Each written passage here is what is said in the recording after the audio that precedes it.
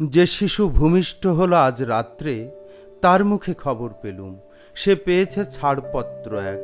নতুন বিশ্বের দ্বারে তাই ব্যক্ত করে অধিকার, জন্মমাত্র সুতীব্র চিৎকারে।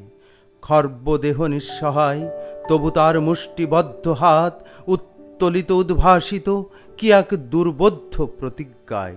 সে ভাষা বোঝে না কেউ, কেউ হাসে, কেউ করে মৃদু তিরস্কার। আমি কিন্তু মনে মনে বুঝেছি সে ভাষা।